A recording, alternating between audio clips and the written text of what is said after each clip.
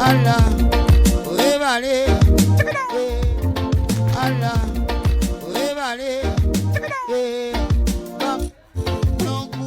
Mbera ntandikiddewo era nga munnange nkuleetedde omunnange ate wali ebitambula munnange sound oba freestyle ya King Saha wali etradinze ennyo okamalako obumazi challenge zo bali muzikola ate wali munnange ate okuzama kakati ngenda kubeera nga nkuwa munnange ate nga nkuwa ate ku freestyle ya King Saha ekyayongera mu maaso okutredinga ennyo wali ku mukutu ogwa TikTok muganda wange gwe alaba Jamina Tyugi jjukira nti no wano nkuleetera munnange ate ebitredinze ennyo ku mikutu ate egy'enjawulo kosa ate n'ebyo munnange ate wali ebitambula okamala abantu bebasinga okwettanira oba okwagala okulaba muganda wange gwe alaba Jamina Tyugi naye nga munnange ate ngenda kubeera nga nsooka ate nkuwe akatambi ka King Saha ate munnange ate nsembeyoko wali ate ne video eri fani ate era mu ddoboozi lyerimu munnange ate freestyle ya King Saha eya Allah wali wonna ate ndyoke nkomewo make sure nti nosubscribinga wobeera nga tonnaba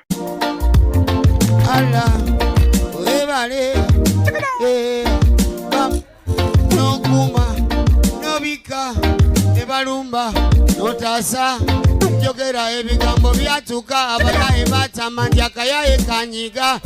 webatyo nti akayaye kanyiga ne bapanga ebintu byabwe nti akayaye kanyiga bengamba abo abayaye bekyanga tebamanyi muyaye gwe baliko bekyanga yenze topu oli kuolaba atalina kugenda kukanganga ba se nze nsiri nkoko nti bagigobanga bajukirya